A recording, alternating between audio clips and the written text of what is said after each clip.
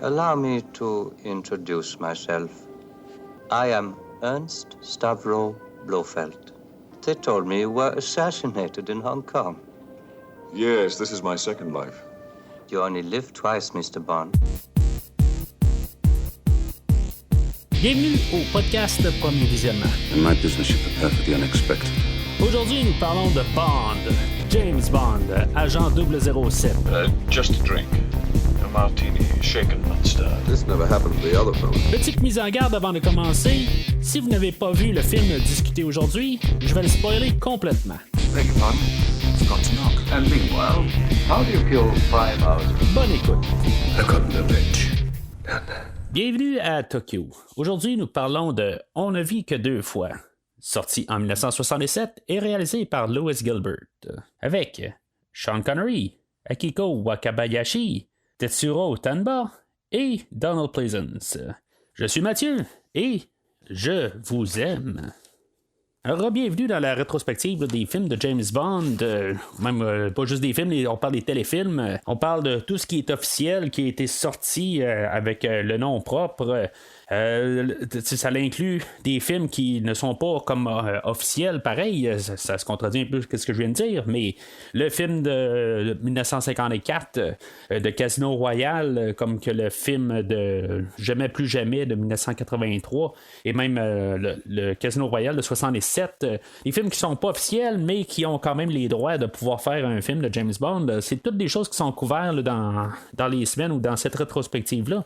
On va culminer avec le film là, de Mourir peut attendre, qui officiellement devrait sortir au mois d'octobre cette année. Est-ce que ça va sortir? Je le sais pas tout à fait parce que le film n'arrête pas d'être repoussé. Mais en tout cas, c'est ça le but un peu, là, c'est qu'on couvre tous les 28 films de la franchise des James Bond. Vous pouvez de toute façon vous rendre sur le site officiel du podcast, premiervisionnement.com. Vous allez voir toute la rétrospective là, qui va être faite au courant là, des prochaines semaines, voire des prochains mois, parce que c'est sûr que c'est une très grosse franchise, puis on en fait un par semaine. Puis c'est ça, finalement, on va se rendre au prochain film, là, en tout cas pour l'instant qui est prévu à la fin octobre. Mais en tout cas, si ça change, de toute façon, ça change pas grand-chose. Les 27 premiers films vont, je trouve ça drôle à dire, pareil. Les 27 premiers films vont être faits avant, quand même dans toute la rétrospective, puis éventuellement, quand le film sortira, dans le pire des cas, on le fera quand il sortira, mais il faut s'attendre là, qu'on ait 27 semaines consécutives avec des James Bond. Alors, les producteurs de la Eon, Cobie Broccoli et Harry Saltzman, eux autres, ils savaient qu'avec le livre de On ne vit que deux fois, il n'y avait pas grand-chose qu'on pouvait sortir du livre puis pour faire un film avec. Les 4 premiers films, ils vont suivre quand même un bon narratif du livre écrit par Ian Fleming. Oui, ils ont pris quelques libertés, mais pour la générale, beaucoup se trouvent dans les livres, puis après ça, ils ont exploré, puis ils ont fait des alternatives, en tout cas. Des adaptations au cinéma, c'est ce que ça donne. Mais eux, ils voyaient pas vraiment quelque chose là, qu'ils pouvaient vraiment piger là, dans le livre, puis amener ça à l'écran. C'est sûr que le livre aussi est le dernier livre écrit par Ian Fleming. Oui, il y a le livre de L'homme au pistolet d'or qui est sorti par la suite, mais c'était quelque chose comme un brouillon qui a été écrit puis qui était un peu remanié un peu, mais c'était le dernier livre là, qui était officiellement sorti par Ian Fleming, puis c'était la conclusion de la trilogie de Blofeld, qui était la suite aussi de sur le service secret de Sa Majesté, qu'on va couvrir la semaine prochaine. Puis au service secret de Sa Majesté, c'était la suite. C'est là où que la spoiler, la femme Bond meurt, puis le film est quand même assez fidèle à l'histoire. Fait que tout ça s'est produit juste avant. Puis en tout cas, il voyait pas exactement une manière là, d'amener le film de On a vu que deux fois à l'écran. Alors, on s'est retourné vers les écrivains, l'écrivain Roald Dahl, que lui, dans le fond, il s'est donné des directives là, avec la formule, puis après ça, lui, à partir de là, il devait faire le film ou l'histoire du film. Là, en faisant le film sous une formule, puis peut-être pas écrire une histoire de manière concrète, tout ça, on va en parler là, pendant le scénario. pendant le tournage, il y a Sean Connery que lui a dit que c'était terminé pour lui.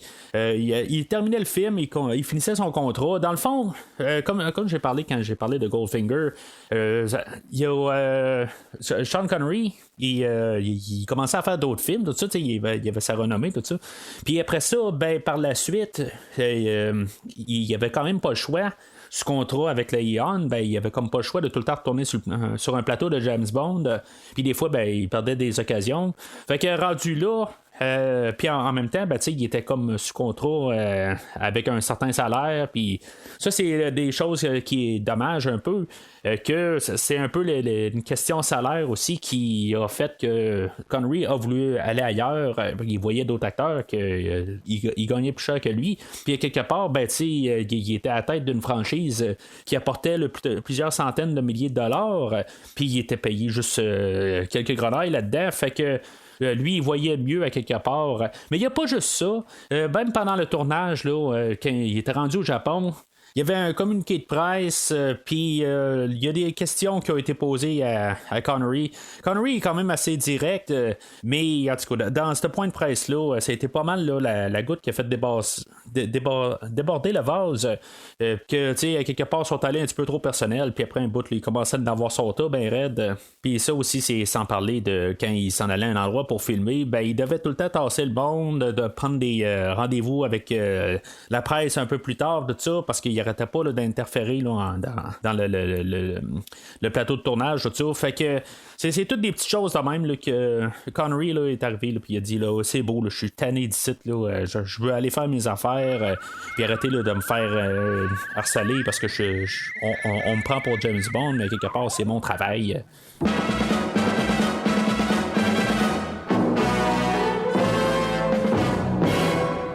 Alors, le livre de On ne vit que deux fois, écrit par Ian Fleming, l'histoire est complètement différente. Il y a des éléments de base là, qui vont être pris du livre, mais c'est vraiment autre chose là, par la suite. On a Bond qui commence le livre, qui est comme en déprime là, avec le meurtre de sa femme. Puis, dans le fond, tout commence à chambouler là, dans sa vie. Puis, dans le fond, il boit de plus en plus. Puis, il y a plus de problèmes là, de jeu, tout ça. Fait que il y a M qui est prêt à lui donner une dernière chance, qui l'envoie comme dans une mission diplomatique au Japon. Puis une fois qu'il est rendu au Japon, c'est là qu'on a l'introduction du personnage de Tanaka, que lui c'est la tête du service secret japonais. Puis on a même M. Anderson là-dedans. Des petites affaires là, qui sont prises du livre. Où est-ce qu'ils sont? Il y a comme un château là, sur une colline, puis les villageois là, qui veulent commettre un suicide, ils vont là. Puis c'est ça, à quelque part, le Tiger Tanaka, il va comme mettre au défi James Bond d'aller tuer Shatterhand, le propriétaire de l'endroit. Là-dedans, une fois qu'on a des photos de Shatterhand, on se rend compte que c'est Blofeld. Bond, il va garder ça pour lui-même parce que dans le fond, lui, il va être parti sur une quête de vengeance. Irma Bunt au service secret de Sa Majesté est là aussi. Fait que finalement, Bond, il se ramasse au château, puis finalement, il y a un combat entre les deux, puis tu sais, genre. Blofeld, il est en samouraï, puis en tout cas, il y a un combo là-dedans, puis finalement, Bond, il va étrangler Blofeld. À sa sortie, genre le château explose, puis Bond, en sortant de là, il va se cogner la tête, puis il va devenir amnésique. Puis, tu sais, il y avait. Il était avec Kishi Suzuki, qu'on va parler aujourd'hui. De mémoire, il n'y a pas de Haki, mais en tout cas, il va retourner. Ça va être Kishi qui va la retrouver. Sur la rive, je pense. Puis, quelque part, une fois. Il y a. Une fois qu'il va reprendre conscience, c'est ça, il a comme perdu la mémoire. Puis, quelque part, il va avoir un enfant avec ici, puis en tout cas,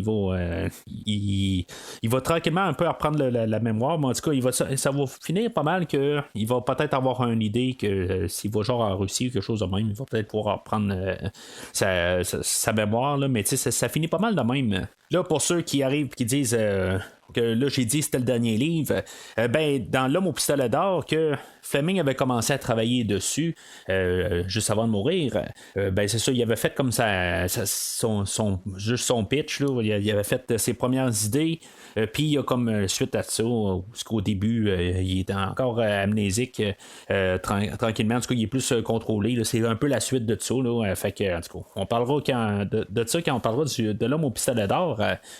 Mais comme vous pouvez voir, la différence avec le livre, là, puis on a juste pris des éléments. Il y a quelque chose à la colline qui est remplacé par un volcan dans le film aujourd'hui. Il y a le personnage de Blofeld qui est encore là, mais c'est la première fois qu'on va le voir à l'écran, en fait, avec son visage aujourd'hui. C'est comme le début là, vraiment là, de la trilogie de Blofeld qu'on va avoir, tandis que dans les livres, c'est la fin. Puis le fait qu'on est au Japon avec Tanaka et Kissy, c'est pas mal les seuls éléments qui vont avoir été pris du roman de Ian Fleming.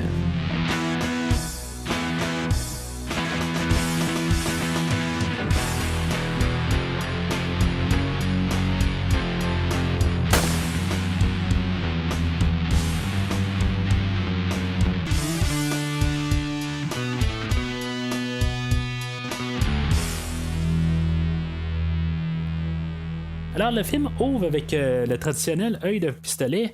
Ce qui est bizarre, c'est qu'il est en noir et blanc. On avait vu dans le film avant qu'il était en couleur. Puis, en tout cas, je veux dire, pour raison X, on l'a mis en noir et blanc. Mais, dans le fond, ça va contraster avec le rouge de sang, tout ça. Fait que, c'est peut-être un choix artistique qu'on a décidé de le mettre en noir et blanc pour que ça fasse le rouge, le sang qui coule, là, tout ça. Fait que, en tout cas, je trouve que ça, c'est quand même une bonne idée, mais je me demande pourquoi on a décidé de la mettre en noir et blanc. Alors, on a la scène du pré-générique où on a une navette spatiale, puis on a comme une autre navette un peu plus grosse qui va arriver puis qui va comme manger la navette. Je vais tout de suite déjà parler de la musique de John Barry parce que dans les scènes d'espace, c'est là où on va entendre pas mal. On va être laissé à la musique de John Barry. Honnêtement, je vais parler de toutes sortes d'affaires là, dans le podcast d'aujourd'hui, mais jamais dans tout le podcast que je vais parler contre la musique de John Barry. Dans Opération Tonnerre, on avait eu quand même une bonne trame, puis peut-être la meilleure depuis le début. Mais tu sais, là, il vient comme de vraiment monter au niveau supérieur. C'est vraiment une des meilleures trames de Barry qu'on a aujourd'hui. Même, tu sais, il y a comme des fois là, un son qui va être plus 60, 50, tu sais, qui va paraître plus vieux, si on veut. Là, on dirait qu'on va faire un peu une transition, puis la trame sonore va sonner un petit peu plus moderne. Tu sais, c'est juste des fois, là, juste comme des coups musicales qu'on fait moins, qu'on fait plus, tout simplement aussi. Tu sais, en tout cas, c'est juste le son de la trame sonore. C'est vraiment quelque chose. Vraiment, il a comme vraiment monté là, d'un calibre. Puis là, je suis pas en train de dire que dans les trames sonores qui vont suivre, qu'il n'y en a pas qui vont être inférieurs à aujourd'hui. Mais tu sais, aujourd'hui, il a vraiment montré qu'il est capable là, de vraiment composer là, vraiment du solide. Puis tu sais, je sais qu'il va en avoir encore des meilleurs qui vont arriver, là, mais je sais aussi qu'il va en avoir là, vraiment là, des efforts là, sur l'autopilote. En tout cas, on va parler qu'on va être rendu là-bas, mais aujourd'hui, tu sais, comme tous ces thèmes dans l'espace, plus tard quand James Bond est au Japon, vraiment la musique là, est vraiment solide là, parce que il y a quand même beaucoup de moments où on a du silence, puis on a juste comme de l'action qui se déroule, puis il n'y a rien d'autre. Puis c'est là qu'on est laissé avec Barry puis sa trame sonore. Puis je veux dire qu'il est là à 100% dans le film. Ce qui est pour la navette dans l'espace, tu sais, je trouve que quand même le visuel est quand même assez solide. On va avoir Superman qui va sortir quelque chose comme 11 ans plus tard. Puis, tu sais, ça va être pas mal similaire. C'est sûr que je pense que le 2001, l'Odyssée de l'espace, était déjà sorti là, à cette époque-là, ou c'était la même année. En tout cas, quelque chose de même. Puis que vraiment les effets sont top-notch. C'est pas mal la même chose aussi aujourd'hui. C'est quelque chose, en tout cas, visuellement dans l'espace, on voit pas trop les coupures, que même dans Star Wars en 77, on voyait comme les petits carrés alentour là, des TIE Fighters. Ben, tu sais, on peut voir qu'il y a des petites démarcations qu'on regarde bien, mais tu sais, c'est vraiment solide quand même là, pour tout ce qu'on a là, en fait, de visuel. Chaque fois qu'on a les navettes, puis tu sais, même plus tard aussi, on a la navette là, qui redescend là, dans le quartier général de Spectre. Puis tu sais, c'est tout bien fait. En tout cas, moi j'ai rien à dire là, sur le visuel pour le film. Là, on se ramasse à une rencontre de dirigeants de pays. On a les États-Unis qui sont en train de blâmer les Russes pour la capture de la navette. Puis, en tout cas, les Russes se défendent. Ils disent, ben là, pourquoi vous êtes toujours en train de blâmer nous autres? On est dans la guerre froide. C'est sûr que la tension est quand même assez élevée entre les deux pays. Puis, tu sais, il y a l'Angleterre qui est comme entre les deux. Il dit, là... attendez un peu, moi je pense que c'est pas là. On a eu des notes de nos espions nous disent que c'est possible que ce soit au Japon. Puis en tout cas, on travaille là-dessus.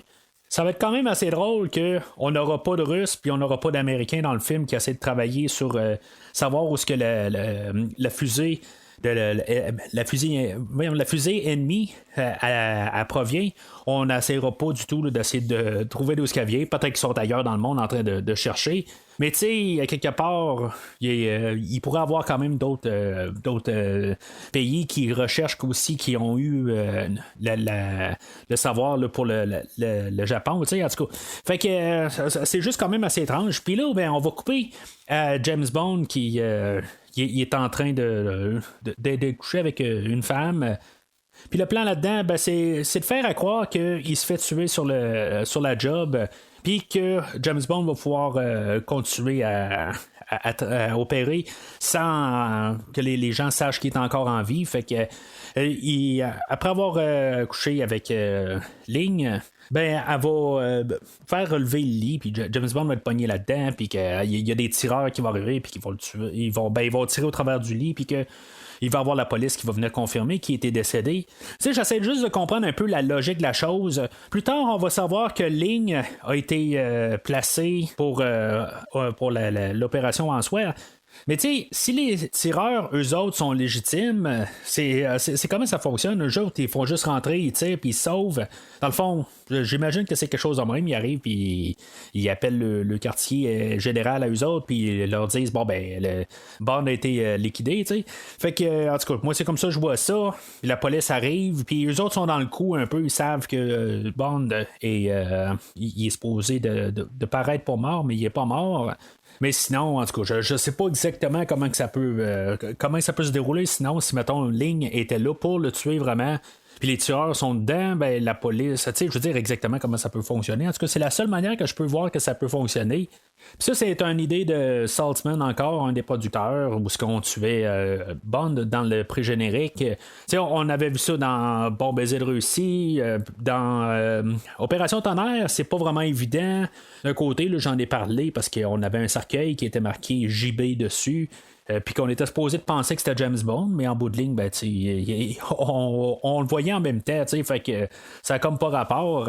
Puis c'est encore un peu la même chose aujourd'hui, sauf que c'est vraiment ça drastiquement direct. C'est vraiment James Bond qu'on voit qui est mort, qu'on y enlève pas un masque ou quelque chose de même. Là, c'est vraiment lui qui est dans le lit, puis on voit même du sang.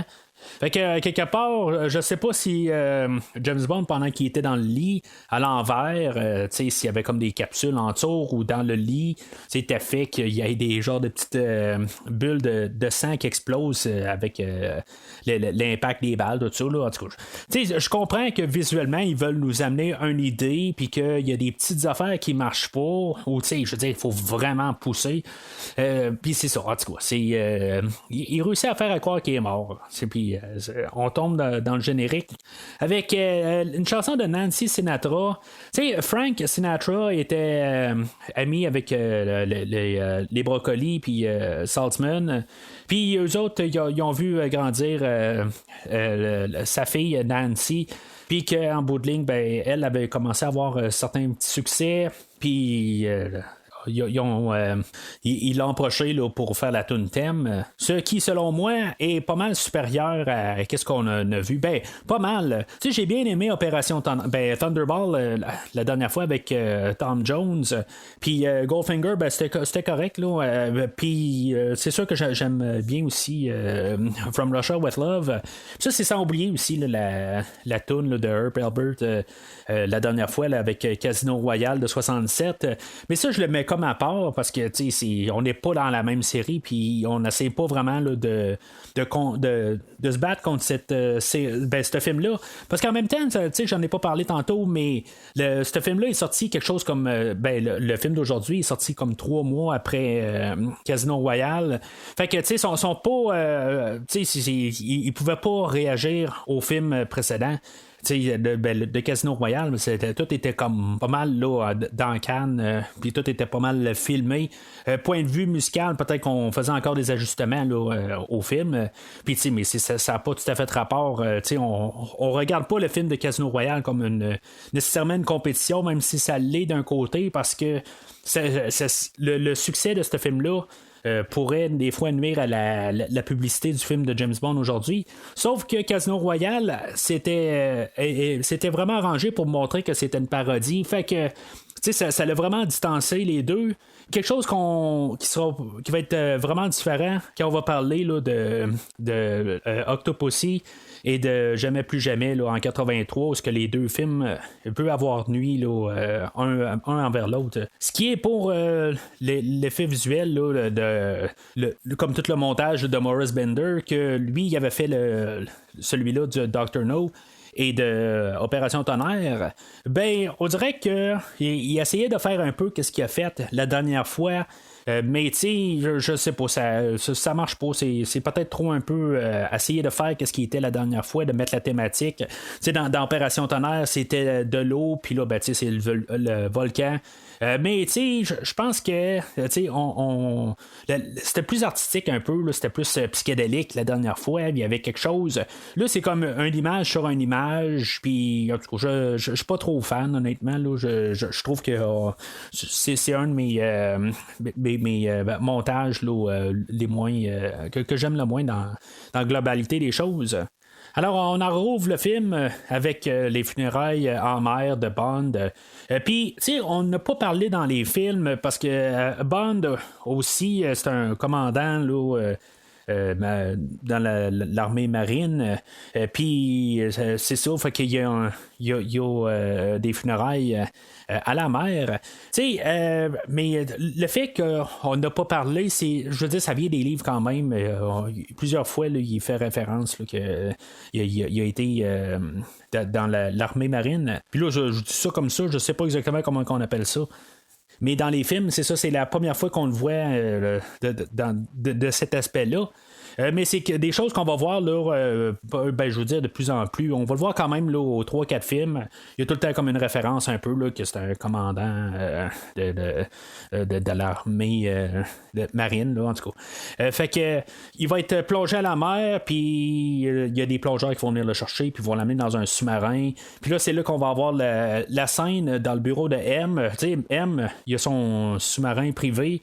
Tu sais, quelque chose qui va revenir un petit peu plus tard, quand on va voir Tanaka, où ce qui va dire que Tanaka, lui, il a son train privé, puis M a son sous-marin privé.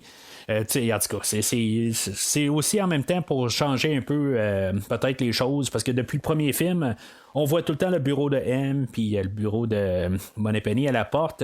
Là, c'est un petit peu différent. C'est un peu la même affaire. C'est juste, même c'est peut-être les mêmes décors qu'on a juste un peu changé quelques petites affaires là, pour l'adapter au sous-marin. Fait que la mission de Bond, je comprends pas pourquoi, en bout de ligne, on est passé au travers de tout ça. Quand il était déjà au Japon, puis là, M va lui donner sa mission. Puis il va lui dire, ben là, tu vas t'en rendre à Tokyo, puis là, ça va être le restant de ta mission. Mais c'est quoi qu'il faisait au début exactement? Il était là juste pour se faire tuer, puis c'était une coïncidence qu'il était au Japon. Je comprends pas exactement là, comment ça fonctionne, le fait. Il y a quelque chose qui marche pas là, dans l'espace-temps là-dedans. Mais c'est comme si ça marche en prequel de tout le film, mais après ça, il se fait tuer, puis il revient à ça. Ça marche pas, là, mais en tout cas, il se fait tout dire sa mission après tout. En tout cas, ça marche pas dans ma tête, comme je viens de dire. Fait que il va se faire dire par M qu'ils ont 3 semaines avant que l'armée américaine envoie une prochaine fusée dans l'espace. Puis peut-être avant que par les Russes, peut-être que les Russes vont envoyer quelque chose avant. On n'a pas de date exacte, tout ça. Bon, mais peut-être que les pays veulent mettre un peu les mettre en qui-vive, là, puis aussitôt qu'ils sont prêts, ben ils veulent pas le dire. Là. Je sais pas si ça se fait là, en fait procédure là, quelque part. Ils n'ont pas à dire à communiquer les choses en dehors des pays. Là, puis c'est correct là, en bout de ligne. Là, je ne vais pas rester. Je ne vais pas dire que c'est un plot hole là, à cet endroit-là.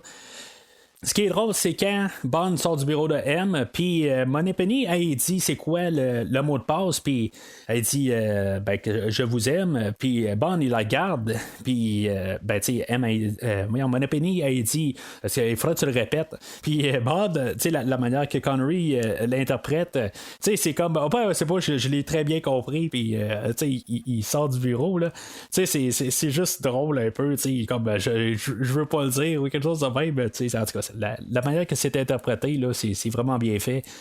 Alors, Bond, il va embarquer là, dans il va se prendre pour une torpille. Dans le fond, on va l'embarquer dans le socle là, pour une torpille, puis on va le projeter en dehors du sous-marin. Je sais pas si on peut vraiment faire ça avec quelqu'un rendu là, le masque qui part, puis il est quand même assez profond là, dans l'eau, puis le temps qui remonte, tout ça. La pression de l'eau, tout ça, ça pourrait être beaucoup pour un humain. Je le sais pas exactement là, comment que ça peut faire là, juste avec les pressions et tout ça, si on peut faire ça, mais en tout cas c'est sûr que juste par idée c'est correct là, mais je suis pas mal sûr qu'on n'a jamais vraiment fait ça là, à un agent. Fait que lui, le premier point, c'est qu'il doit aller rencontrer un monsieur Anderson, que lui va le présenter à Tanaka plus tard. Il doit se rendre à un match de sumo. Puis finalement, au lieu d'être Anderson qui se pointe, c'est un de ses un envoyé Aki. Elle, ça va être pas mal le personnage principal qui va seconder James Bond tout le long du film. Mais là, si je comprends bien, est envoyé par Anderson, puis plus tard est envoyé par Tanaka. Fait que je le comprends pas exactement comment que ça marche. Elle travaille pour qui exactement? Elle travaille pour Tanaka, mais Anderson, il pouvait pas venir. En tout cas, elle, je veux dire, c'est comme une personne tampon, ou c'est juste un agent qui fait juste se promener, mais en tout cas, elle est comme tout le temps là aussi. À chaque fois que Bond est sur le point de se faire tirer, elle est tout le temps là. Alors quand elle se présente au match de sumo, il dit le mot de passe, puis elle embarque, c'est ça qu'elle attendait. Elle y répond pas, par contre. Fait que, tu sais, d'un côté, Bond, il reste quand même sceptique, puis il se méfie. Tu sais, il faut dire aussi que le match de sumo, c'est un vrai match de sumo. Tu sais, on n'a pas fait ça à moitié. C'est vraiment les deux acteurs, si on veut, là, ils se sont vraiment donnés là, pour le match. Fait que, en tout cas, ils partent de là, puis on est introduit au personnage de Anderson, que quand on écoute les films, là, pas dans le même ordre, ou dans le bon ordre, on va le reconnaître comme le futur Blofeld dans 2 films. Puis je vais en profiter pour dire aussi que je pense que c'est la première fois que j'écoute vraiment les films dans le bon ordre des ordres de sortie à partir du film de 54. De façon, le film de 54, là, c'était la 3e fois que je l'écoutais. Fait que en fait de respecter l'ordre, c'est sûr que je l'ai pas fait. Mais mettons à partir de Dr. No, puis se rendre là, à Spectre, j'ai jamais fait ça. Vraiment les écouter en ordre. Peut-être que des fois j'ai suivi 2 films, c'est bien possible. possible, mais en général, j'écoute tout le temps ça dans le désordre. J'ai jamais là, vraiment eu une idée là, de les écouter en ordre. Souvent, pourtant, là, je vais arriver puis je vais écouter une franchise en ordre pour le fun, mais tu sais, ça comme les vendredis 13, où ce que je vais les écouter dans le désordre, juste selon mon humeur, qu'est-ce que ça me tente d'écouter, ça va s'appliquer à les séries des James Bond. Puis là, ben, l'écouter en ordre, c'est sûr que ça me donne vraiment une nouvelle perspective à la franchise. Puis en même temps, ben, ça me laisse à replacer puis à rembarquer un peu là, dans la manière qu'on apporte le film, puis en voyant le film avant. Quand on écoute ça un peu dans le désordre, ben c'est sûr que c'est facile d'arriver puis dire ben dans ce temps-là, ben c'est avant tel autre film que je viens d'écouter. Mettons, tu sais, t'as écouté Octopussy, puis t'écoutes le lendemain, t'écoutes Goldfinger, ben tu vois qu'il y a vraiment comme une technologie moins, tu sais, on est quelque chose comme 20 ans avant, puis tu sais, les choses ont drastiquement changé. Mais là, tu sais, quand on l'écoute point de vue chronologique de plus en plus récent, ben tu sais, on voit qu'il y a comme des petits changements, puis des fois on voit que ça stagne un peu. Ça aussi, on peut le voir. On peut le voir vraiment dans les deux sens. Si on la garde avec un film plus récent, puis on retourne en arrière tout le temps, mais on se dit, c'était juste 20 ans avant, c'est normal que la technologie n'était pas aussi avancée, tout ça, mais juste de film en film, qui est 1 an ou 2, parce que dans ces temps-là, avec Connery, c'était tout le temps quelque chose, chaque année, il y a tout le temps un nouveau film, plus qu'aujourd'hui, là, ben, avec le dernier film, là, on a 4 ou 5 ans là, de différence là, entre chaque film, mais c'était pas ça là, dans ce temps-là. Puis des fois, on peut juste voir qu'il n'y a rien qui a changé entre les films. Et en tout cas, fait que ça c'est juste ma perspective. Puis ça me ramène à M. Anderson, que lui, il va avoir un gros rôle dans le film là, de Les Diamants sont éternels, mais dans 2 films, mais qui va être, il va faire le personnage de Blofeld. Puis que c'est ça, quand on arrive à la revoir dans le film, puis on dirait qu'à chaque fois que je l'écoute, on ne vit que 2 fois, j'ai comme tout le temps un choc. À chaque fois que je le vois en partant, je me dis, c'est Blofeld, non, c'est beau, c'est le même acteur, tout ça. Là, je veux dire, ça se fait en 1 seconde. Mais tu sais, quand même, j'ai comme tout le temps le choc là, en voyant Charles Gray à l'écran. Charles Gray qui sera pas là longtemps à l'écran, parce que dans le fond, il va à peine dire quelque chose à Bond. Il va dire oui, tu vas pouvoir rencontrer Tanaka plus tard. Puis moi, à mon humble avis, l'attaque dans l'espace, c'était pas fait par les Russes ou les Américains, c'est une source extérieure. Puis moi, à mon avis, puis là, ça termine là. Puis là, il se fait tuer là. Je veux dire, dans le fond, c'est juste de rendre James Bond d'un point. Puis à ce point-là, ben, il va découvrir autre chose. Puis à l'autre point, ben, en tout cas, c'est tout le temps là, de fil en aiguille, tout le temps quelque chose. C'est comme toute une enquête tout le temps. Mais celle-là, il a comme rien vraiment appris. Là. Il y a quelque chose que Bond pouvait déjà s'en douter en partant rendu là. Déjà, même le gouvernement anglais avait déjà ses doutes. Fait que on n'apprend rien là-dedans. Sauf que Bond va poursuivre l'assassin, puis finalement, ben, il va réussir à le tuer, puis il va prendre sa place. Puis il y a un gars qui l'attendait à la voiture, puis finalement, Bond va prendre la place en embarquant dans la voiture, puis il va faire comme s'il est mourant, puis le chauffeur va le tenir sur ses épaules. Le chauffeur en question, c'est le grand-père à The Rock. Je vais juste dire ça, que lui aussi était lutteur, puis c'est juste drôle qu'on regarde ça en bout de ligne. Puis tu sais, ça me fait penser que ça serait cool de voir The Rock à faire une apparition contre Daniel Craig ou un nouveau Bond de quelque part. C'est sûr que le danger là-dedans, ça serait que The Rock vole le show, mais pour remplacer Bautista ou quelque chose de même là, dans un Bond 26 ou quelque chose de même comme méchant, puis il faudrait que The Rock soit d'accord de mourir là-dedans. Pour pouvoir être face à Bond, puis en tout cas, qu'il ferait un récurrent comme Requin ou quelque chose de même, là, mais ça on en parlera, là, mais ça me fait juste penser à ça des fois, que quelque part, là, ça serait quand même un adversaire assez de taille pour se battre à Bond, là, en tout cas. C'est quand même pour son oncle, son grand-père, le combat qu'on a dans le bureau, où ce que Bond va prendre un divan pour se battre avec, tout ça, c'est un petit peu over the top, mais je veux dire, c'est quand même fun à garder. c'est plus fun que le début d'Opération Tonnerre où ce qu'on avait essayé de mettre ça bien dramatique, tout ça, mais c'est quand même un peu simpliste. Je veux dire, on prend toutes les ce qu'il y a alentour puis on se bat avec. Mais je trouve que c'est une fois que Bond il prend le sofa, je veux dire, je suis carrément dedans. Je trouve ça quand même merveilleux comme combat. Là. C'est vraiment là.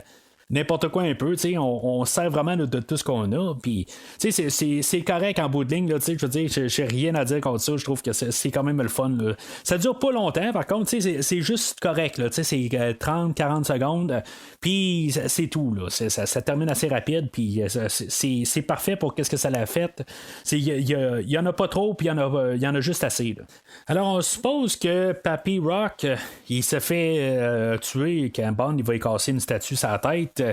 Puis il va le rentrer là, dans un bureau. Puis bien sûr, Bond, aussitôt qu'il voit de l'alcool un peu, il est pas capable là, de résister. Fait qu'il va se servir un petit verre.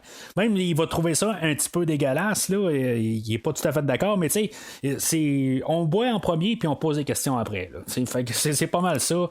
Pendant qu'il est en train de boire, il se rend compte qu'avec un miroir, il voit qu'il y a un coffre-fort. Puis il va ouvrir le coffre-fort avec son petit gadget sur lui. Puis ça va déclencher l'alarme une fois qu'il va ouvrir la porte. Parce que, je sais pas, à quelque part, il faut que tu déclenches l'alarme. Puis en plus, mettre une combinaison. En tout cas, fait que c'est comme ça marche. La sécurité vont se pointer au bureau, puis Bond va réussir à sortir par là. Tu sais, Bond il va se cacher en arrière d'un classeur, puis aussitôt que la porte est ouverte, les gars passent, Bond va se faufiler en arrière. Tu sais, je me dis juste, c'est pas la première fois qu'on voit ça. Même dans Opération Tonnerre, il y avait une genre de passe de même où il s'était caché ou des escaliers là, quand il avait vu que le personnage de Paula a été tué. Puis, tu sais, c'est quelque chose là, de base, là, mais je sais pas, en écoutant les films un peu en succession, je vois juste des choses qui sont réutilisées de film en film. Mais en tout cas, fait qu'il sort de là, puis Aki, elle suivait pour raison X. Puis là, Bond se posait des questions pourquoi que, dans le fond, qu'est-ce qu'elle fait là, mais elle répondra pas vraiment aux questions. Elle va l'amener elle va l'amener à Tanaka.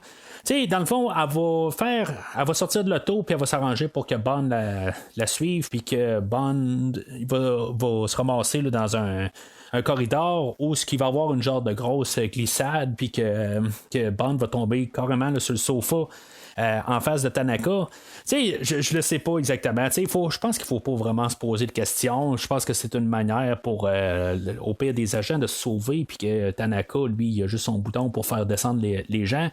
Mais tu sais, quelque part, si mettons tu as un agent qui est poursuivi, ben tu veux pas le faire descendre directement dans ton bureau. En tout cas, peut-être que c'est pas juste un bureau pour Tanaka, c'est peut-être autre chose. Mais tu sais, je pense qu'il faut pas vraiment se poser des questions là-dedans. Là. Je veux dire, c'est comme ça que ça se passe dans des films de James Bond. Des fois, c'est tout grandiose.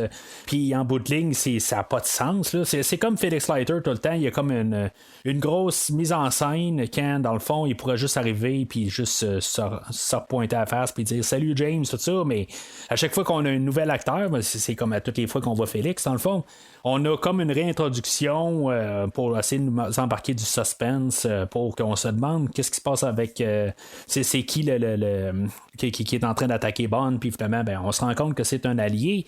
Puis là c'est la même affaire, on a un allié avec Tanaka pour les intimes, c'est Tiger, mais en tout cas moi je vais l'appeler Tanaka, c'est ça que j'ai dans toutes mes notes.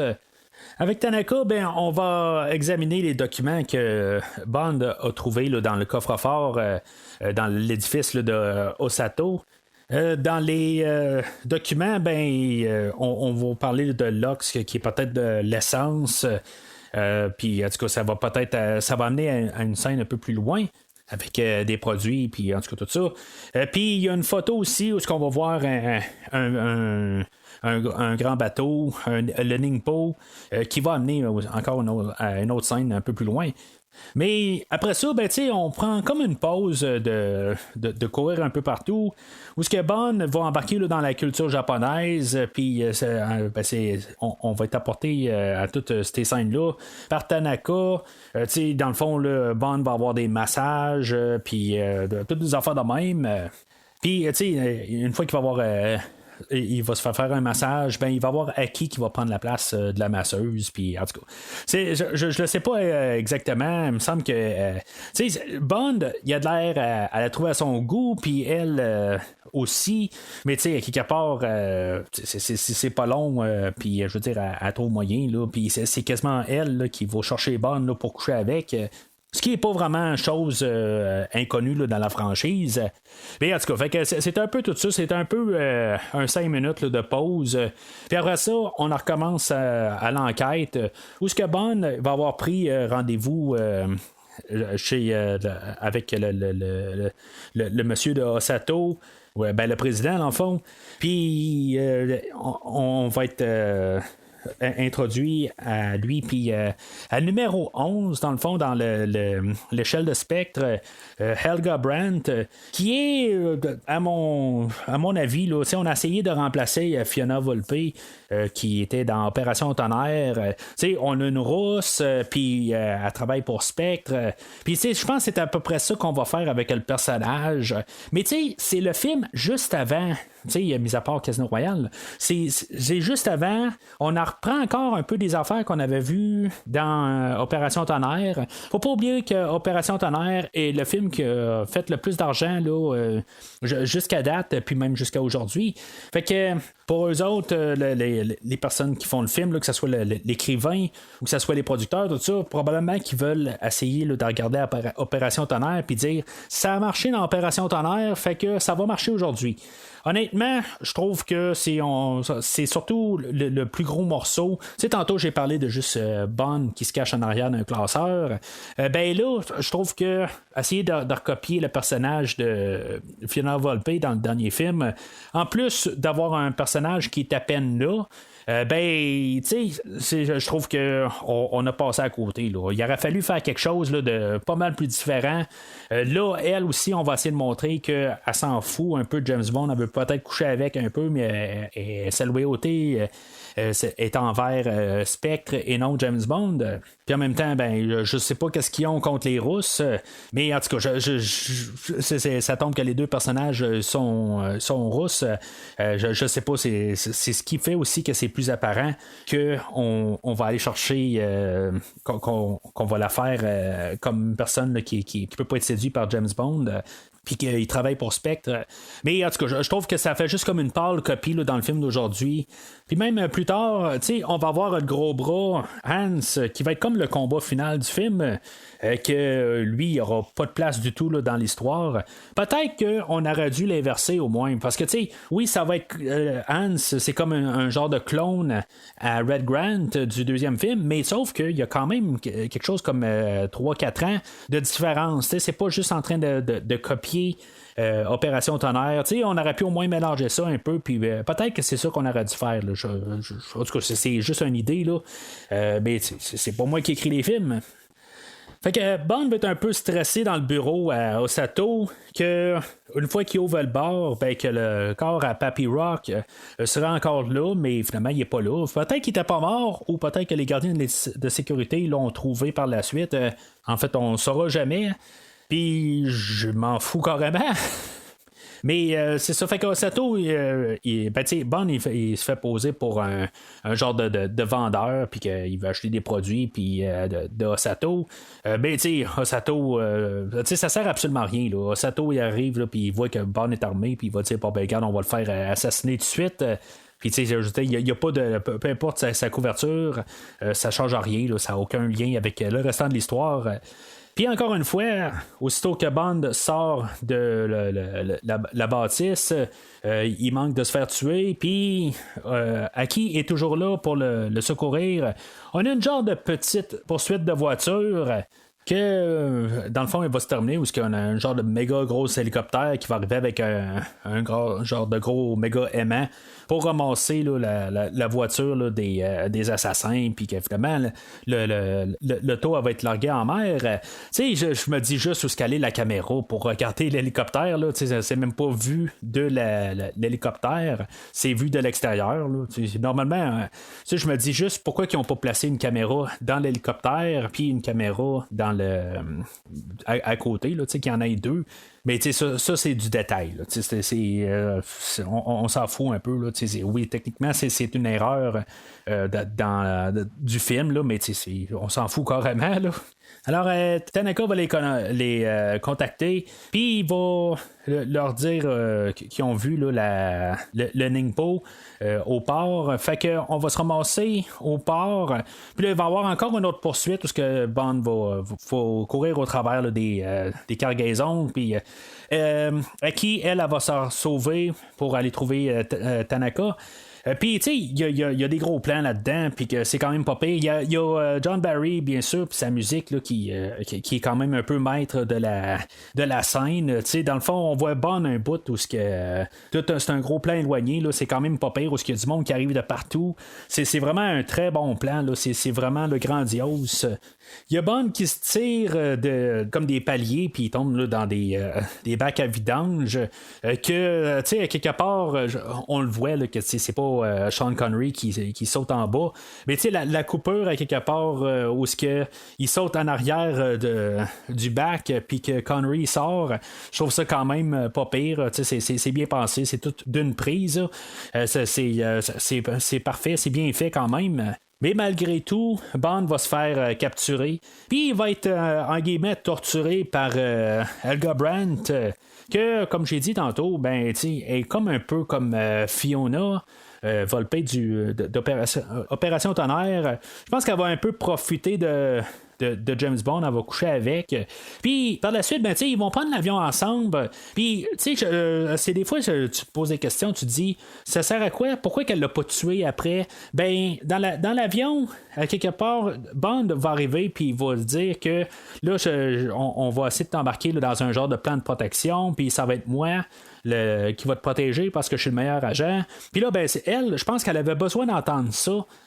Puis là, ben, elle se dit, bon, ben, regarde, parfait, c'est le meilleur agent, puis là, je vais le tuer, c'est parfait. Fait que elle, au lieu de se retourner de bord puis juste le tirer au fusil, quelque chose de même, ben, elle va l'attacher à sa chaise, puis que l'avion va s'écraser tranquillement, puis mais Bond va réussir à sortir de l'avion, bien sûr. Puis, tu sais, c'est ça que je dis un peu, c'est Helga Brandt, c'est comme une Fiona bon marché, quelque part. Tu sais, elle n'a pas réussi à démontrer, je pense qu'elle était capable d'être à la hauteur de Fiona du dernier film. Tu sais, je me dis, quelque part, ça aurait été le fun que, au moins qu'elle fasse quelque chose, que ça aurait peut-être été elle qui aurait tué Aki. Plus tard, de toute façon, Aki va se faire tuer. Ça aurait pu être elle, en tout cas. Ça va être pas mal le dernier exploit là, à Helga Brandt. Elle n'aura pas eu une grosse carrière dans le film, là, mais en tout cas, ça va être pas mal les seules scènes là, qu'on va voir le personnage, à part sa mort la prochaine fois. Alors, on va avoir notre scène avec Q puis ses gadgets. En bout de ligne, le gros gadget du film, ça va être un substitut à la Aston Martin, mais au lieu d'être au sol, ça va être dans les airs. Ça va être un genre de petit hélicoptère qu'on va baptiser Little Nelly. Tu sais, c'est quand même le fun de voir ça aller, cette petite bidule-là.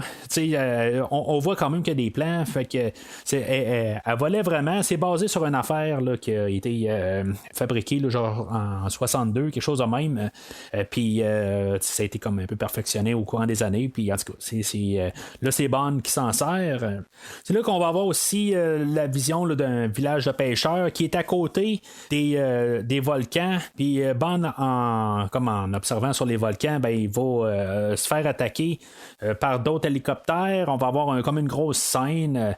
Puis ce qui est dommage là-dedans, c'est que on a la tune originale de James Bond qui va jouer. Je trouve que, tu sais, j'ai rien contre la tune thème de James Bond, là, la version originale là, par Monty Norman, retravaillée par Barry, là, mais en tout cas, j'ai rien contre ça. Je veux dire, vraiment, l'enregistrement là, est magnifique, là, tout ça. Il n'y a aucun problème avec ça. Elle est revenue dans quasiment tous les films à date, mais là, qu'elle soit comme mis par-dessus une scène d'action qui a été comme composée pour le générique du premier film, ça paraît vraiment comme juste par-dessus. Ça n'a pas de l'air à être organique. Je suis certain que Barry il aurait pu nous faire une trame, vraiment une scène d'action. On avait eu la tune thème là, de 007 qui était une petite pièce qu'il avait composée là, dans Bon baiser de Russie, que je pense qu'on avait avoir eu quelques petits morceaux là, dans le film d'Opération Tonnerre. Puis, tu sais, dans le fond, ça aurait pu juste continuer par la suite ou avoir une nouvelle interprétation de la tune thème de James Bond. Je m'en fous un peu. Juste de revoir qu'est-ce qu'on a. Je trouve que ça fait juste un petit peu. Honnêtement, j'ai juste hâte que la scène termine. Je comprends que le visuel est quand même pas pire. Tout le montage, tout ça, les hélicoptères, puis Bond avec Little Nelly qui est en train de toutes les détruire un à un. Je comprends ça, mais sauf que dans mes oreilles, je suis en train d'entendre quelque chose qui n'a pas d'affaire à être là dans le film d'aujourd'hui. Puis ça, c'est un choix de l'éditeur Peter Hunt que lui, ça va être le réalisateur du prochain film. Fait qu'en tout cas, on en reparlera quand on parlera du prochain film de ses choix musicaux.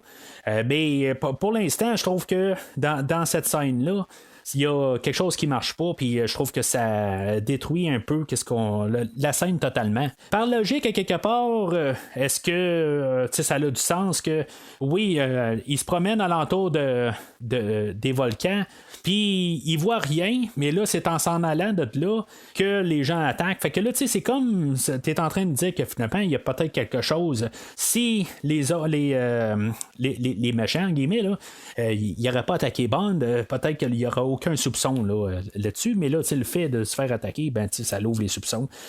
Fait que en tout cas, c'est juste un drôle de choix de Spectre, mais quelque part, il fallait mettre un peu d'action. C'est un film de James Bond. Alors, les Russes envoient maintenant leurs fusées, puis comme au début du film, ben, ils se font encore manger leur capsule là, dans l'espace. Tu sais, je veux dire, c'est vraiment, c'est peut-être quasiment là, les mêmes plans, là, c'est juste qu'on a mis une navette russe. Là.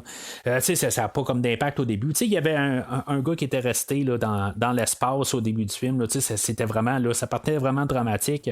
Là, on a refait comme vite la même scène, juste pour comprendre là, que la navette elle, s'est faite capturer dans l'espace.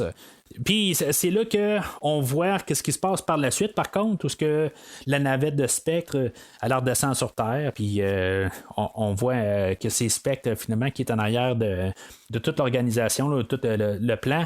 Tu sais, il y a les États-Unis qui vont penser que c'est les Russes encore par la suite. Tu sais, les Russes ont pris leur navette eux autres mêmes. C'est quoi exactement? Ou tu sais, ils veulent faire croire que c'est les États-Unis, genre juste pour faire de la guerre, quelque chose de même.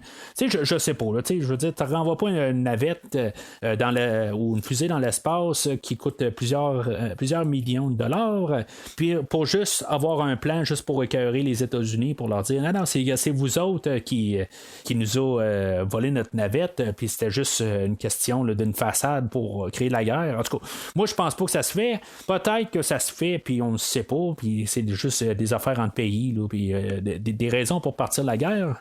Mais je trouve que il y a des manières plus faciles, puis qui est un petit peu moins dispendieuses que d'envoyer une fusée dans l'espace, puis renvoyer une autre fusée pour kidnapper leur propre fusée. Fait que, comme j'ai dit, ben, c'est là qu'on voit le quartier général de Spectre pour le film. Tu sais, c'est immense là, cet endroit-là. C'est vraiment un gros set. Puis c'est là où on se rend compte aussi que c'est encore Ken Adam là, qui fait qui fait la production du film. Puis c'est encore des gros sets. C'est immense. Puis comme j'ai parlé plus tôt, ben, c'est là qu'on a comme un peu l'introduction du personnage de Hans qui sert absolument à rien à part d'être un gros bras. On voit que Blofeld est de retour. Puis, tu sais, il va y avoir des genres de je sais pas, des représentants là, d'autres pays. Là. Je sais pas s'ils viennent de la Chine ou en tout cas, ils viennent d'un autre pays. Là, que eux autres, ils veulent qu'il y ait la guerre entre le Japon et les États-Unis, ou plutôt les Russes, excuse. Puis, je veux dire, on ne les reverra pas, on ne saura pas exactement c'est quoi l'idée. Là. Puis là, ben, tu sais, le Blofeld va lui dire que ben moi, je veux un 100 millions d'avance. Ça me fait penser un peu à Opération Tonnerre, où c'était un peu l'inverse.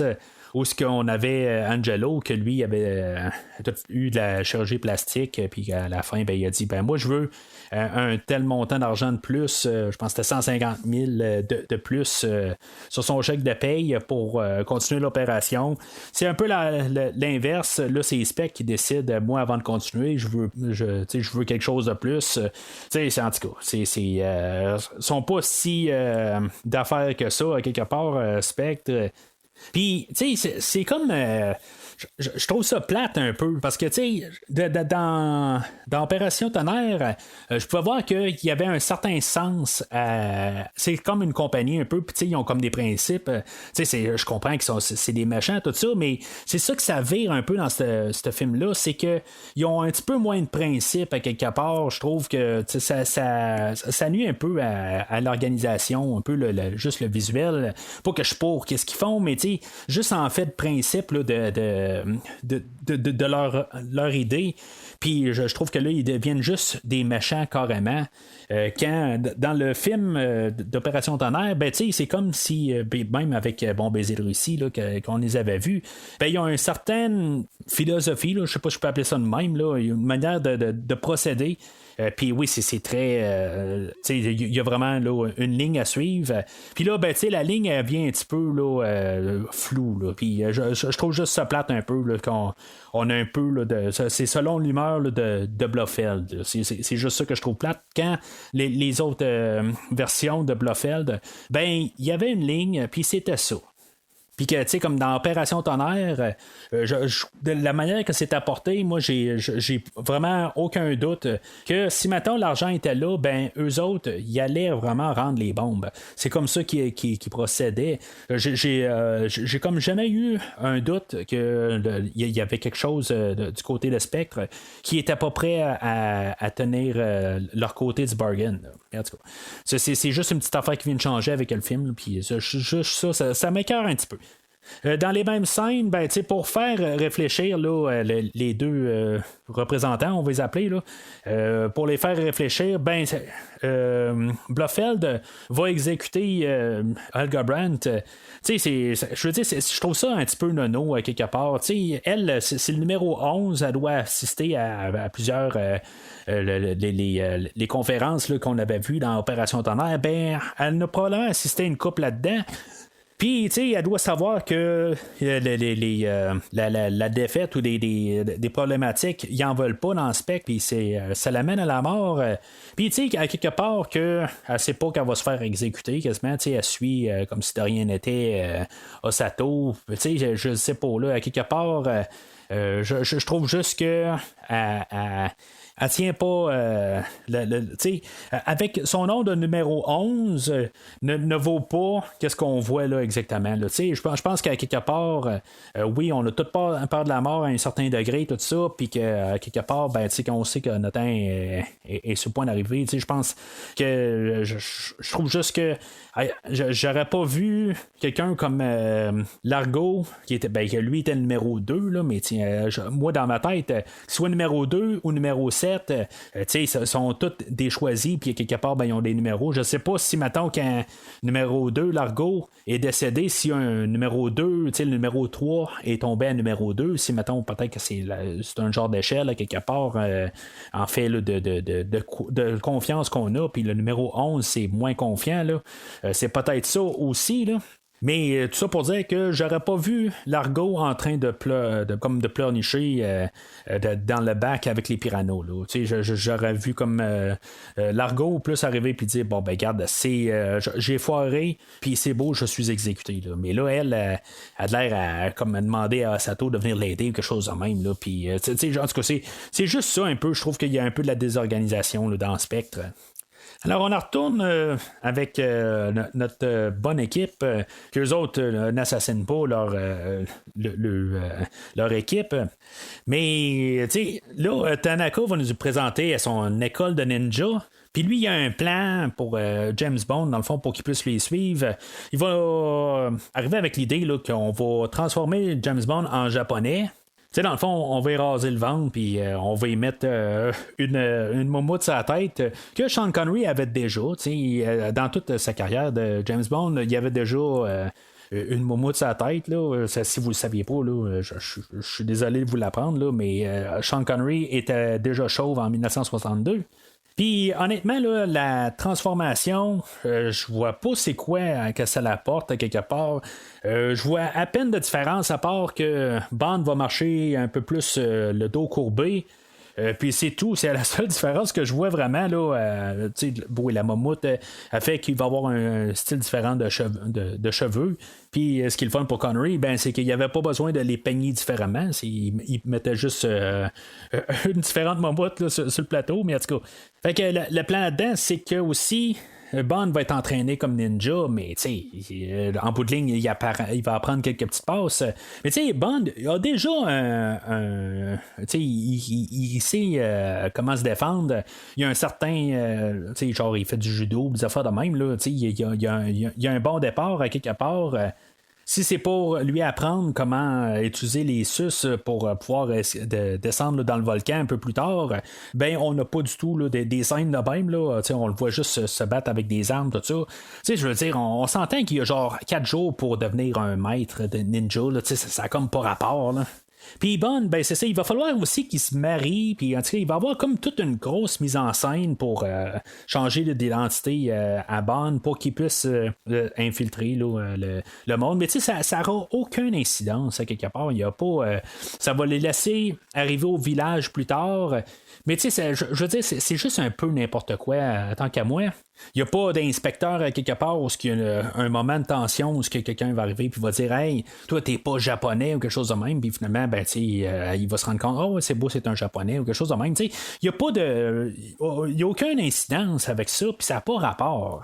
Par contre, dans ces scènes-là, comme j'ai dit au tout début là, de la section, ben on a de la musique de Barry qui est vraiment solide. Là, vraiment là, dans ces scènes-là, c'est vraiment solide. Là, je veux dire, j'adore là, ces parties-là de la trame sonore. Par contre, c'est ça, dans ces scènes-là, on va avoir la mort de Aki. Que je trouve que ça aurait été le fun que ça soit quelqu'un comme Olga Brandt ou que ça soit Hans qui vienne la tuer. Tu sais, qu'on ait un personnage au moins qu'on connaît, là, je veux dire, c'est juste un assassin qui se pointe, là, puis c'est quand même un peu la manière que c'est fait, là, c'est vraiment une petite affaire, mais je trouve que j'aime beaucoup pareil, là, cette mise en scène-là. Juste avec le poison puis le descendre là, avec une corde, tout ça, en tout cas cette affaire-là, là, je trouve toute cette mise en scène-là pas pire. C'est peut-être la réaction par contre à Bond par la suite que c'est comme bon ben un agent de mort sur le terrain puis c'est donc dommage. Je trouve qu'il manque un petit peu là, de ce genre de sympathie ou quelque chose de même. Je trouve qu'on aurait pu mettre un peu d'emphase sur peut-être un peu de peine ou quelque chose de même à Bond. Je dis pas qu'il aurait dû pleurer, mais tu sais qu'il ressent quelque chose. Tu sais, c'est pas au lieu que là ça fait comme bon ben tu sais elle est morte puis je veux dire elle est morte en son devoir. C'est un peu faire un effet miroir là, du début du film, mais elle est morte en permanence. Mais c'est pas grave pour Bond. Le lendemain, il va avoir son faux mariage. Puis Tanaka, il avait dit j'ai choisi une fille avec une face de cochon. Puis finalement, ben, c'est la belle Kissy Suzuki qui arrive. Puis là, il est bien content. Mais à quelque part, ben, elle veut pas coucher avec. Puis, je veux dire, on dirait qu'il va comme quasiment bouder tout le long du film. C'est vraiment étrange à quelque part. On dirait que Bond, là, dans ce film-là, il est en manque de sexe. Puis, on dirait qu'il voit tout le monde comme juste. Il faut qu'il couche avec. Puis, je le sais pas. Quelque part, là, on dirait que mon estime de Bond a beaucoup rabaissé là, dans ce film-là. Pas qu'il a vraiment changé, mais on dirait que, comme Aki qui meurt, qui est le personnage qu'on a vu tout le long du film, on dirait qu'on s'en fout, on l'a remplacé par Kissy à la fin du film. Pas que j'ai de problème avec Kissy, c'est une belle femme aussi, mais dans l'histoire, elle fit pas. Je comprends qu'elle vient du livre, peut-être que ça aurait dû être Kissy qui était là tout le long du film, mais tu sais, la manière que l'écrivain du film a travaillé, on s'est fait dire, bon, ben, tu dois avoir deux filles pendant le film, eux autres doivent mourir, puis à la fin, ben, t'as une autre fille qui apparaît. puis qu'elle va survivre au film. La première fille, je ne sais pas exactement c'est qui, c'est-tu Ling au début qui survit pareil, ou c'est peut-être Helga Brandt, que elle est méchante en bout de ligne, fait que c'est peut-être elle, là. Mais je trouve juste que Kissy est rendu comme collé à la fin. Je trouve ça vraiment dommage. Peut-être qu'on aurait dû l'avoir un peu plus tôt dans le film ou quelque chose de même, là.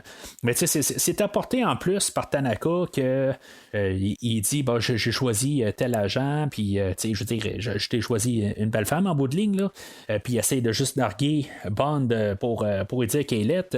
Mais tu sais, le fait que ça tombe après la mort de Aki, ben c'est là que je trouve que ça marche pas tout à fait. Puis tu sais, c'est comme quasiment de mauvais goût à quelque part. Je comprends que c'est leur mission, puis tu sais, à quelque part, ça aurait changé quoi que ça soit Aki qui se marie avec Bond? C'est même pas un vrai mariage.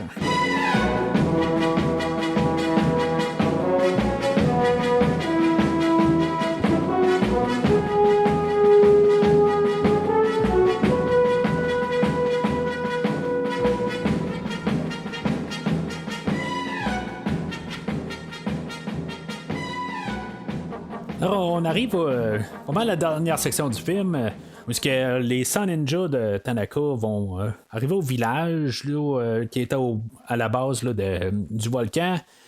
Là, il est genre éminent là, que les États-Unis vont lancer une prochaine fusée. Fait que Kissy, elle va parler qu'il y a une caverne là, dans le coin, là, Ryozaki, où il y a des femmes qui est allée là, puis que finalement, il est sorti morte là, de l'endroit. Là. Puis Bond et Kissy vont aller investiguer là, la caverne. Puis il va y avoir du gaz là-dedans, là, pour, que Bond va déduire que c'est pour éloigner les gens. Là, puis il y a du sulfure, ces murs, puis tout ça. En tout cas, c'est qui fait que par l'intérieur, c'est probablement un chemin là, pour monter le volcan. Alors, Bond et Kissy vont se rendre au volcan. Ils vont marcher tout le long, puis finalement, ils vont croiser même un hélicoptère qui va probablement montrer qu'ils sont sur une bonne piste. Mais tu sais, pourquoi qu'ils n'ont pas... Tanaka ne devait pas être loin de là, en bout de ligne. Il avait tout traversé avec ses 100 ninjas. Fait que pourquoi que ils sont pas tout de suite partis tout en gang? Parce que, à quelque part, Bond va demander à Kissy plus tard, quand ils vont vraiment être sur le top du volcan. C'est là qu'il va demander à Kissy de retourner en arrière pour aller avertir Tanaka. Ben, c'est sûr que peut-être qu'il n'y avait pas de piste, mais c'est louche. Là, rendu là où il y a un hélicoptère qui se pointe, là, qui a son haut là, dans la montagne, puis c'est le genre d'hélicoptère qui paraît pas bien, là, qu'on sait que c'est un hélicoptère ennemi. Pourquoi qu'elle n'est pas partie à partir de là, fait que, en tout cas, on va être rendu à la nuit, puis que c'est là qu'ils vont redescendre le cratère du volcan, puis que là, on va se rendre compte que le fond du volcan, qui avait de l'air être un lac, ben c'est une genre de couche là, de métal qui fait que ça recouvre la base de Spectre. Alors, Kissy, elle va repartir, elle va remonter le cratère, puis elle va redescendre la montagne, puis elle va passer au travers là, de tout ce qu'on traversait au courant de toute la journée. Ça va y prendre ça sera pas bien long, même si un peu plus tôt on voyait qu'elle n'était pas capable de suivre Bond, ben elle va être capable d'en revenir en pas grand temps. Elle allait avertir Tanaka, puis Tanaka, je sais pas, peut-être qu'il va avoir venu en hélicoptère à quelque part, je le sais pas exactement, c'est juste que ça marche pas en fait de temps là. Mais en tout cas, alors Bond va réussir à s'infiltrer là, par le top avec en passant par ce qui a l'air d'être un lac. Il va comme descendre là, les parois là, en dedans là, de la base, comme si personne ne le verrait pareil. Je comprends que c'est immense. Là. L'endroit, là, il pouvait quand même avoir un hélicoptère là-dedans. Là. C'est vraiment immense, là, ce set-là, mais c'est vraiment hot à voir. Là. Plus tard, quand on va voir les ninjas descendre de là, c'est quand même tout spectaculaire là, avec tout les gens qui vont tous se tirer après tout ça là, c'est vraiment énorme. Bond va, c'est ça, il va réussir à descendre sans se faire voir. Il va aller rejoindre les astronautes là, qui sont gardés en otage. Quand même pas pire qu'ils n'ont pas exécuté, mais en tout cas, il va les trouver. Puis finalement, ils vont aller retrouver les vrais astronautes, les astronautes qui sont supposés de rentrer là, dans la fusée de Spectre. Puis ils vont les remplacer. Puis, dans le fond, ils vont se faire passer pour les astronautes qui vont embarquer à bord de la fusée, mais Bond va se faire pogner parce que lui, il va amener son air conditionné. Puis, l'autre, c'est quoi? Il s'en va dans le ciel pareil. C'est comme ça. On va l'oublier totalement, là. T'sais, lui, il est dans la navette, là, il va aller manger l'autre capsule ou l'autre fusée sans problème. Ça marche pas. Là. Quelque part, même si Bond va être remplacé par un autre astronaute, l'autre, je le sais pas exactement. Peut-être qu'il aurait pu faire quelque chose. Peut-être qu'il se fait tuer, quelque chose de même là, par la suite. Là. Il se rend compte là, que c'est pas un astronaute de Spectre. Ou peut-être qu'il y a quelque chose que j'ai manqué là-dedans. Peut-être qu'ils ont changé les deux astronautes. Là, mais en tout cas, c'est moi, j'ai juste vu Bond qui se fait retirer puis qui se fait remplacer. C'est là qu'on va avoir finalement le visage à Blofeld qui est joué par le docteur Samuel Loomis de la série Halloween. Pour moi, Donald Pleasance va toujours être le Dr. Loomis de Halloween. Mais de le voir dans un autre rôle connu, c'est quand même assez le fun. Mais il est correct comme Blofeld. C'est pas le meilleur des Blofeld. Je pense qu'on va en avoir un la semaine prochaine qui pour moi va être plus définitif.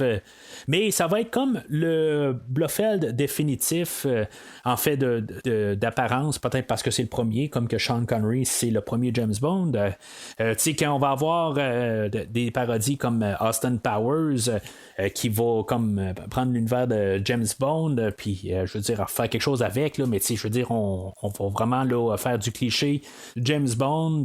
On va prendre Donald Pleasance comme base pour le méchant, puis tout ça. Je veux dire, il y a beaucoup d'affaires qui vont être prises de toute façon de ce film-là, là, quand on va voir là, des films qui vont suivre, là, qui vont prendre des choses de James Bond. Ça va être pas mal des choses prises de ce film-là. Mais en tout cas, ça veut pas dire que c'est pris du film d'aujourd'hui, que c'est nécessairement les meilleures affaires. Comme je dis, Blofeld dans le film aujourd'hui, c'est iconique, mais c'est pas le meilleur. On va voir prochainement, je pense, un meilleur Blofeld. Alors, la fusée est lancée du côté de Spectre, puis Bond va demander à Blofeld une cigarette, dans le fond, pour essayer là, de rouvrir là, la porte, pour la garder ouverte, pour que les ninjas de Tanaka puissent rentrer. Puis, Blofeld, il n'y a pas de problème. Il voit ça comme dans toute transparence. Là. Mais, c'est ça un peu de la première rencontre de Blofeld avec Bond. Je dis pas que ça devait être grandiose, quelque part. Je veux dire, c'est comme pour Blofeld, c'est juste un autre personnage, il connaît, puis, c'est comme quelqu'un comme un autre. Je sais pas si on devait vraiment en mettre plus que qu'est-ce qu'on a, mais je trouve que Blofeld est un petit peu naïf. Là. Il est pas si un génie que ça. Je trouve ça un petit peu plate d'un côté. Je me dis peut-être qu'il aurait pu être plus wise que ça, puis savoir que Bond, s'il demande une cigarette, il y a probablement quelque chose, ou anguille sous roche, quelque chose de même, là, tu sais.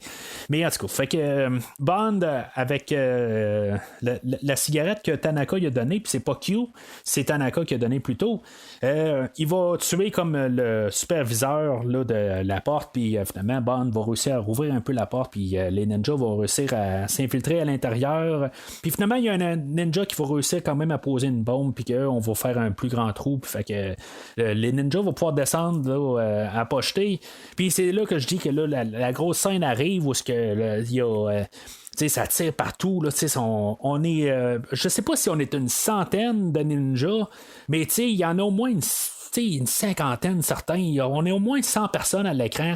C'est quand même assez malade. C'est pour le réalisateur, il en parle, là, c'est quelque chose assez compliqué à filmer parce que il faut que tu coordonnes tout ton monde là, au complet. C'est l'éclairage, puis c'est tout. Il faut penser à tout ça, comment que c'est gros, puis comment que c'est pour tout faire ça, puis pour tout coordonner ça ensemble, c'est beaucoup de travail. Mais ça apporte quelque chose là, pour la fin du film. Là, c'est vraiment. On agrandit les choses, puis c'est vraiment big. Aujourd'hui, on est habitué que tout est gros. Mais ça, aujourd'hui, là, si maintenant on a besoin de des gros emplacements de même, souvent c'est complété par un rendu informatique, quelque chose de même. Puis même, on avait vu ça dans la série déjà en partant.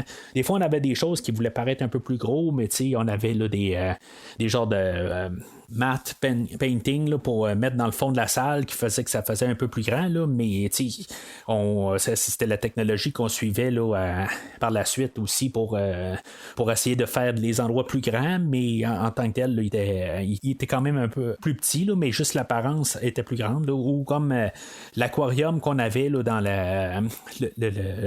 la salle avec Dr. No, tout ça, ça faisait que c'était plus gros, mais en bout de ligne, c'était une petite salle, une salle quand même assez grande, là, mais là, je veux dire, c'est immense.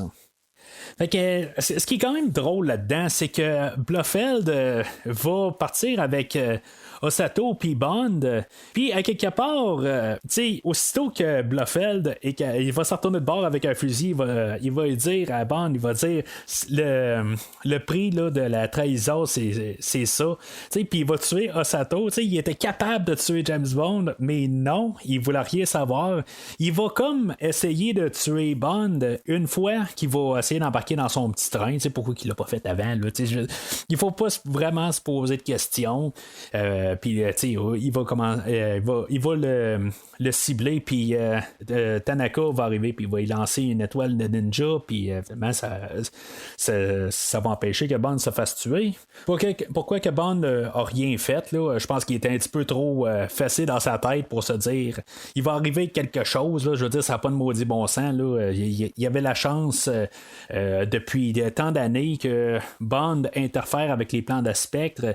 Il avait même fait tout le plan de bon baiser de Russie juste sur Bond, puis là il y avait une chance de finalement régler le cas, puis il a tué Osato par la suite. Bond, il doit juste être dans sa tête, il doit se dire ça n'a pas de maudit bon sens, je veux dire qu'il n'a pas pris sa chance, mais en tout cas.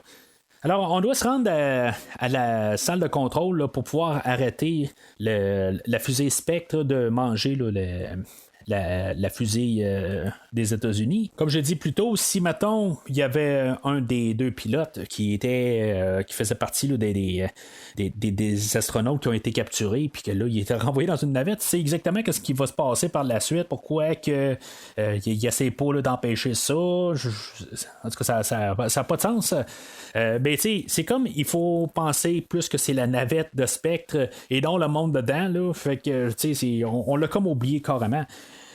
Puis c'est ça, dans la salle de contrôle, plus ça commence à exploser un peu, il y a des gens qui sortent, puis ils sortent par comme la deuxième porte de côté, puis que finalement, il y a juste un garde, genre qui garde la porte, puis finalement, on va monter par là. Ce qui est quand même assez nono, pareil, à partir de là, parce que c'est comme garder tout dans un front, mais finalement, il y a une petite porte de côté que personne garde. Bond va monter en haut, puis c'est là qu'on va avoir le combat entre Hans et Bond. Ça se termine pas mal là, par un combat mano à mano, qui fait que c'est quasiment, on dirait un combat qui était comme pensé par la suite. On dirait que c'était pas scripté, puis on a fait le premier montage, puis on s'est dit, il se passe à rien, il n'y a pas de combat de fin. Fait que, oui, on avait un gars qui se promenait là, avec des gros bras, qu'on a vu en arrière-plan, puis que peut-être qu'on pourrait faire quelques scènes ou quelques plans de lui pour dire qu'il a de l'air important, puis qu'on va le foutre là. Puis c'est exactement ça, on dirait. On va avoir un combat, c'est grosso modo correct, puis ça termine comme ça, qu'on savait que ça allait terminer, que Hans tombe dans le bassin là, avec les piranhas. Puis, tu sais, je veux dire, il n'y a absolument rien. C'est très drabe comme fin. C'est pas nécessairement en plus le combat qui est le plus le fun à garder. C'était plus le fun à garder le Papy Rock un peu plus tôt que voir Hans et Bond. Là. C'est un peu de homme à homme, mais on n'a rien de plus quelque part. Si mettons on aurait eu quelque chose avec Hans, il n'y a rien du tout. C'est pas qu'il y avait quelque chose de plus avec le Papy Rock, mais il y avait comme le divan, des affaires de même qui étaient le fun à voir. Là, il n'y a rien. Puis, mettons que ça aurait été lui qui aurait tué Aki un peu plus tôt, ça aurait rajouté quelque chose. Juste au moins un fait de quelque chose, mais là, il n'y a rien. Puis, c'est vraiment dommage là-dessus. Fait qu'en tout cas, Hans se fait manger par les piranhas, puis en voyant là, juste la stature là, de l'acteur, là, ils n'ont probablement pour des semaines. Puis c'est ça, fait qu'il va monter, puis finalement, on va détruire la fusée de Spectre. Puis les États-Unis, puis les Russes sont bien contents que finalement cette affaire-là est détruite.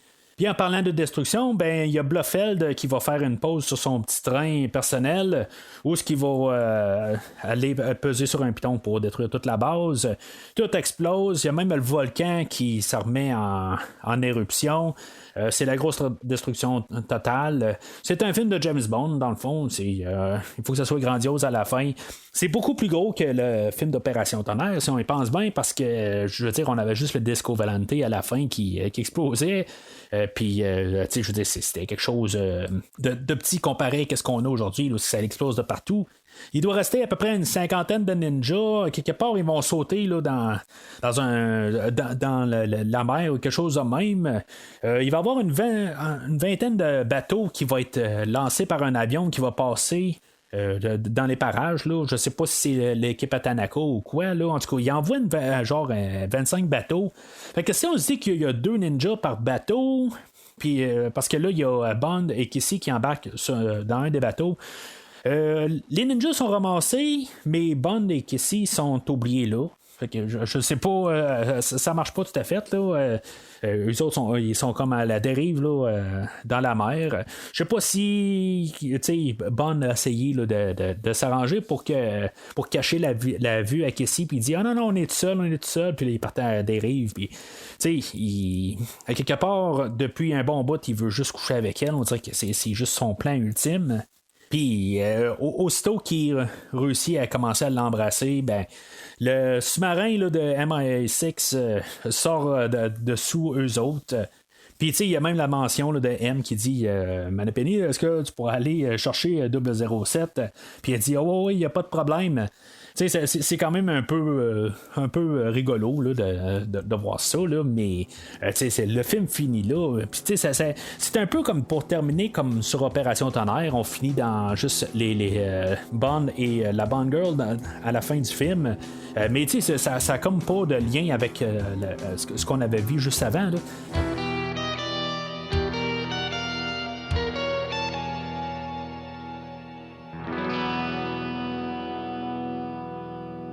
Alors, en conclusion, on avait Opération Tonnerre qui, comme j'ai dit, était le film avec le plus grand succès à date, puis même par la suite, il n'y aura pas un film là, qui va l'avoir à côté depuis tout ce temps-là, avec les dollars majorés au temps d'aujourd'hui. Fait que on voit que les producteurs ont comme décortiqué là, les films de Goldfinger puis d'Opération Tonnerre, puis ils se sont dit un film de James Bond, ça doit être ça. Mais est-ce que c'est ça qui fonctionne ou pas? Moi, honnêtement, là, je trouve que on a eu trop d'éléments qui étaient comme repris là, d'Opération Tonnerre. Honnêtement, je peux pas facilement endosser le film d'aujourd'hui.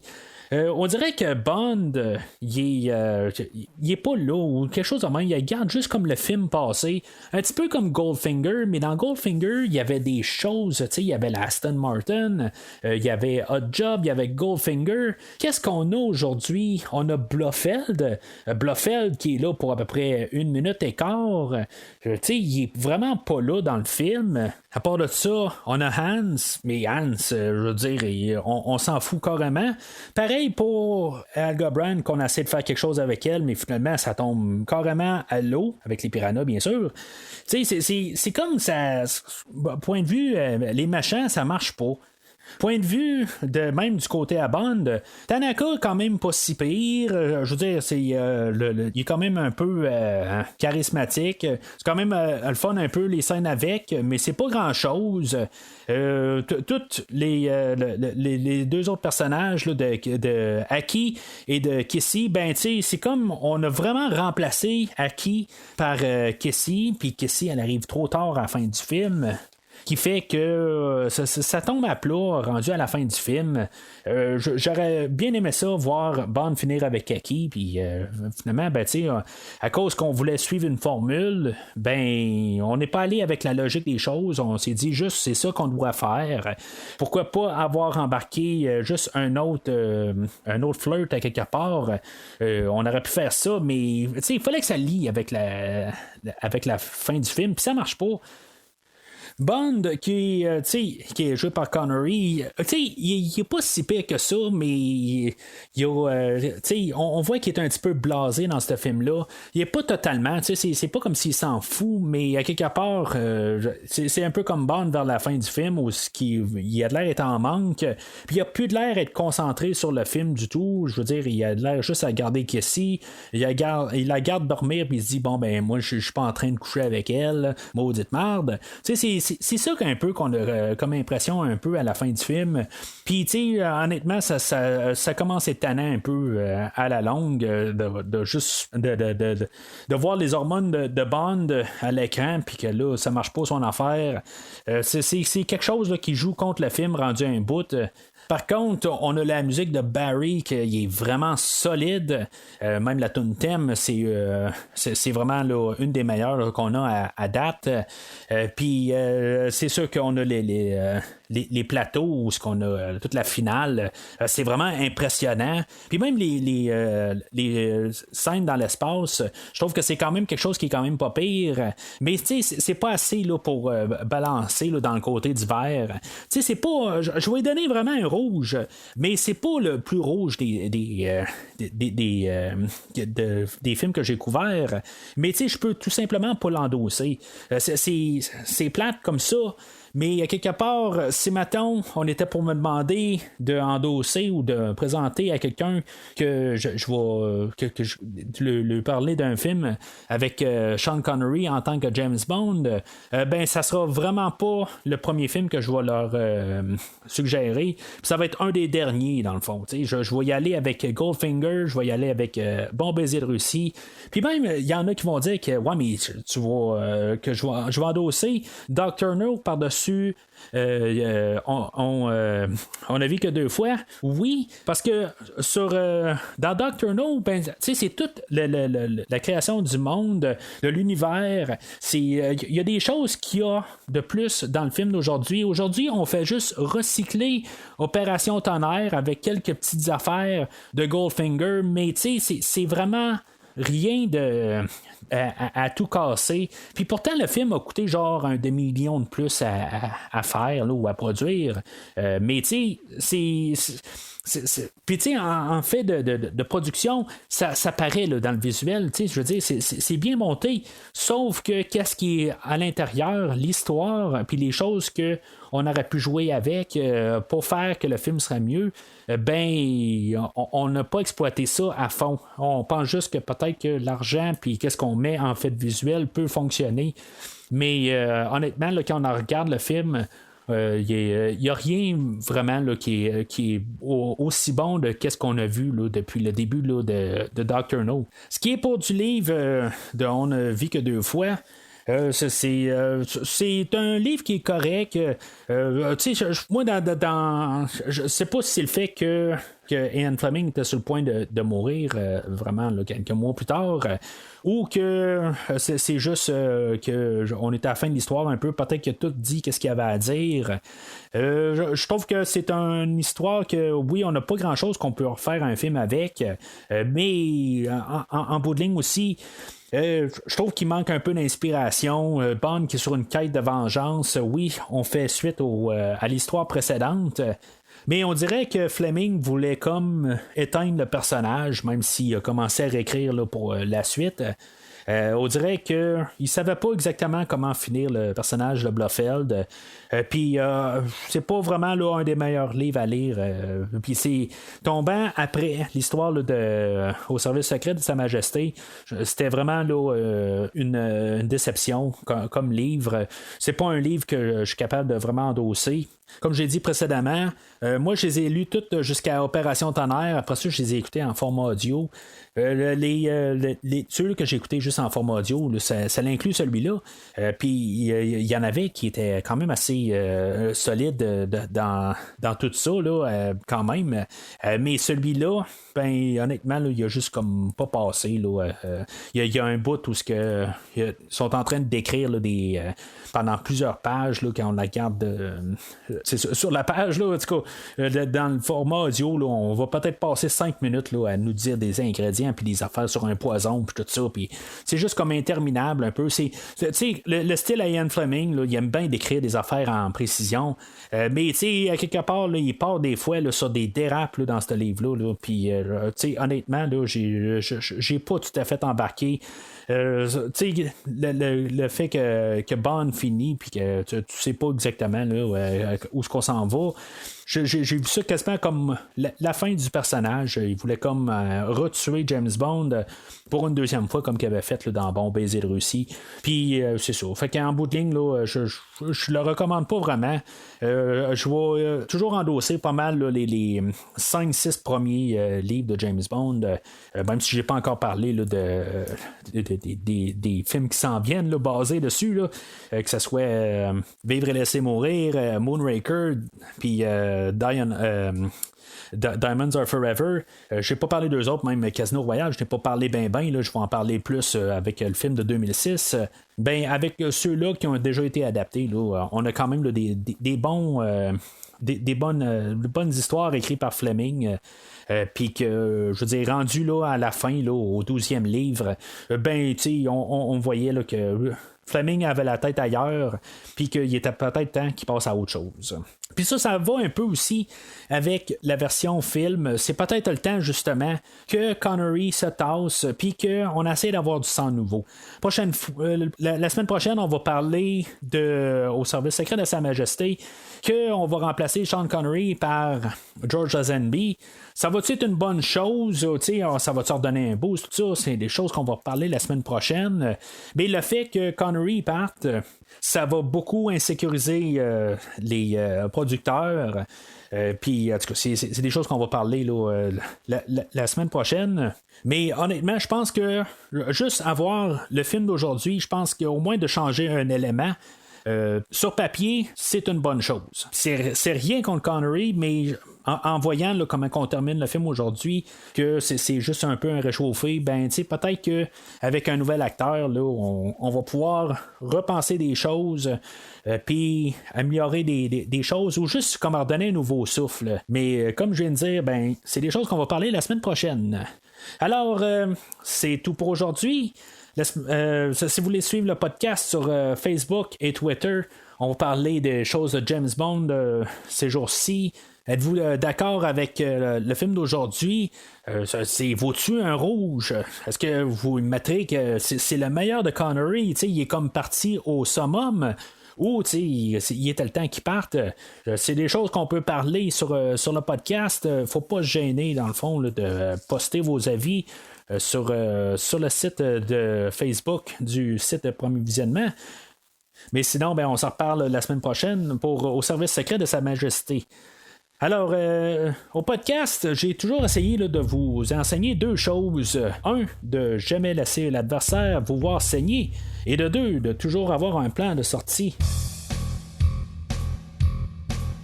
Oh, he blew a fuse. Merci d'avoir écouté l'émission d'aujourd'hui. J'espère que ça vous a plu. We have an old saying too, Yogi, and you're full of it. Rendez-vous la semaine prochaine pour parler James Bond dans le prochain film de la rétrospective.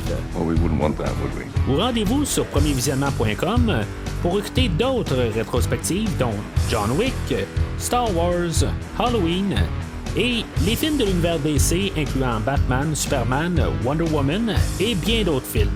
That depends on your definition of safe sex.